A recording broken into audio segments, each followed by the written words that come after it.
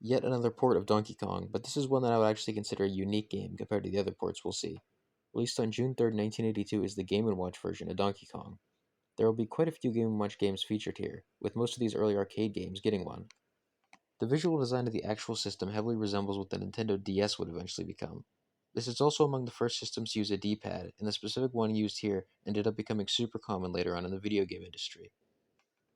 Story-wise, this game is the same as the arcade game. Mario climbs up a construction site to save a beautiful girl from Donkey Kong. The setting is actually different though, and unlike a lot of these ports, Nintendo will actually acknowledge these Game & Watch games in the future. So for now, I'll assume the events in these are to be taken as literal events in-universe.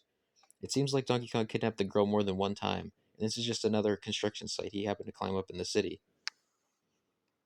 It seems like in 1982 you could have taken a picture with Donkey Kong, which makes sense since that's the time when Donkey Kong historically broke into the real world. In this page of the instruction manual, it introduces the concept of a high score threshold that either rewards you an extra life or doubles the points you get until you lose a life. While this game does technically have a win conditioning in defeating Donkey Kong, this is a further objective that I also wanted to complete. This game has two difficulty settings, and in the easier difficulty, I got to 300 points and showed off the double point mechanic, and in the hard one, I got 300 to get an extra life. Here's simply a graphic showing off the general layout of the console. This game sneakily introduces a new character, Mini Donkey Kong. He isn't part of the actual game and instead takes the role of an alarm mechanic present outside of the main gameplay.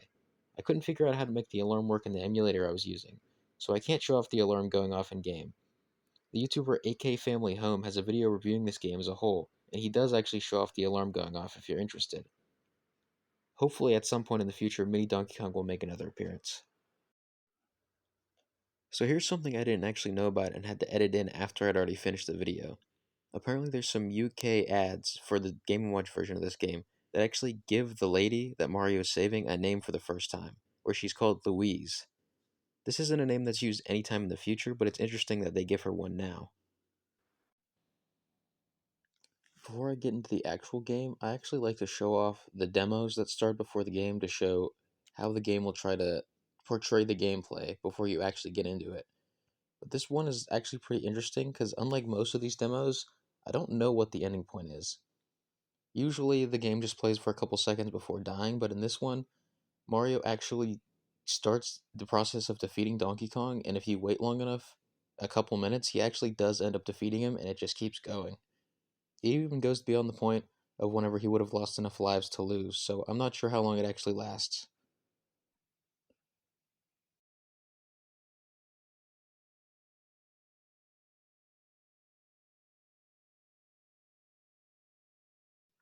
So to start in the actual gameplay, this is Game Mode A, which is the easier of the two.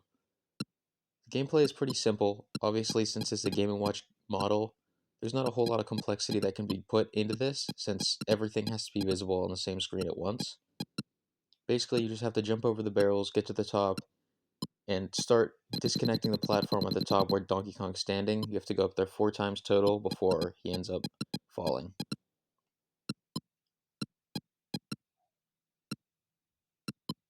At some places, there's girders above Mario's head, and you can't jump while you're underneath those, so you have to make sure that you get away from there when barrels are coming at you, or else you'll get hit.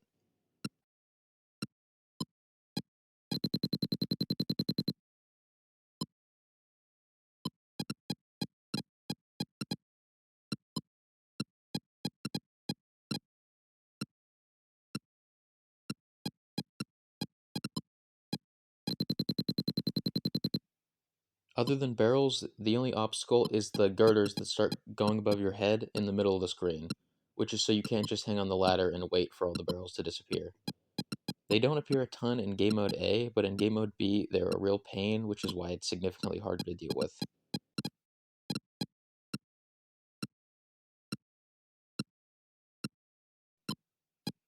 Once you disconnect the platform, Donkey Kong falls down. You're supposed to have saved Pauline, but the game immediately loops back, and it'll keep doing that until you lose all your lives.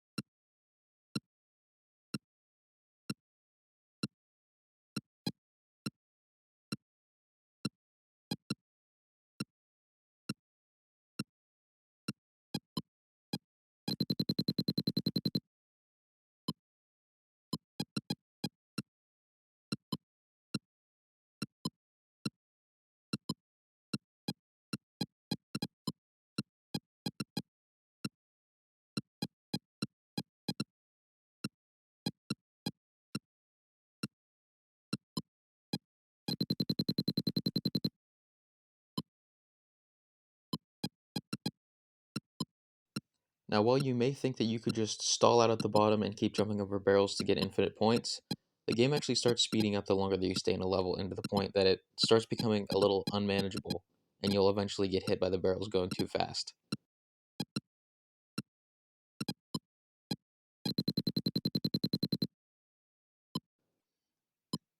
This isn't actually the first of these LCD type games that I've completed. The other one was the Sonic the Hedgehog one, and playing the two has made me realize how much better Nintendo is at actually making games that fit this format. I know that Tiger Electronic made a lot of these games, and a lot of them are pretty infamous because it doesn't really take into account how the limitations would affect how you play the game.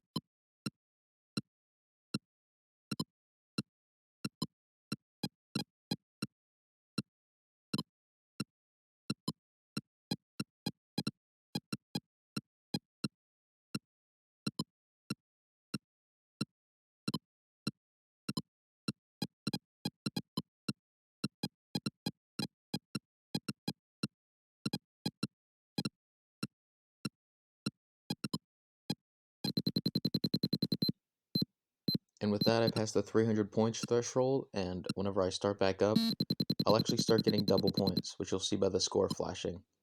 This lasts until you get hit, and as far as I can tell, it'll last for pretty much the entire game. I don't know if it goes any further. For example, if you hit 600 points, I don't know if you would get an extra life again. You definitely wouldn't be able to get double points again since you already have it. I don't keep it for very long because by that point I already reached my goal. And here I show that you could pretty much just get caught in a loop of dying if you don't wait long enough to respawn. This here is game B, which I'm going to reach 100 points in again, but I will die, so it'll just show off giving an extra life instead of the double point mechanic. Gameplay-wise, it's not that different, but it's significantly harder. There's a lot more girders at the top that will stop you from stalling at the ladder, and Donkey Kong throws so many barrels that you pretty much always have to be dodging them.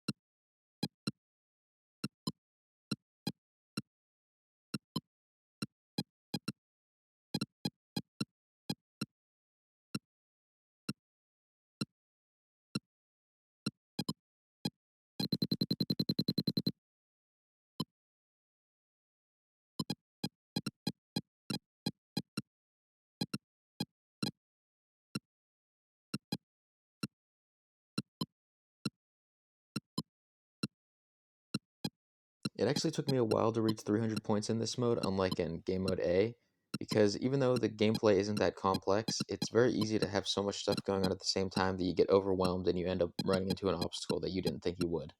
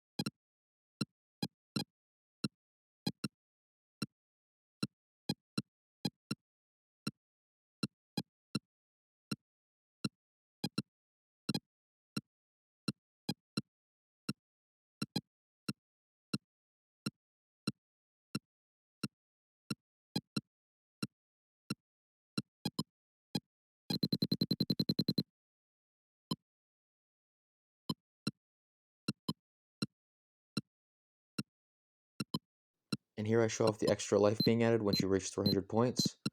There's no other differences here.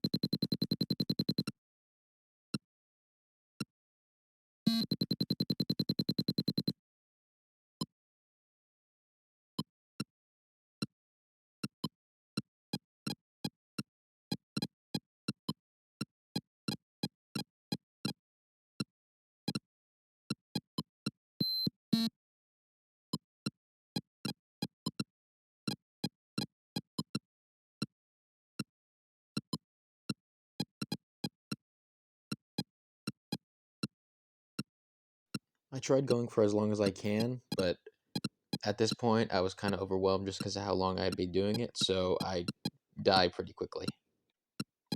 And after this slightly different version of Donkey Kong, we go back to the pretty standard ports.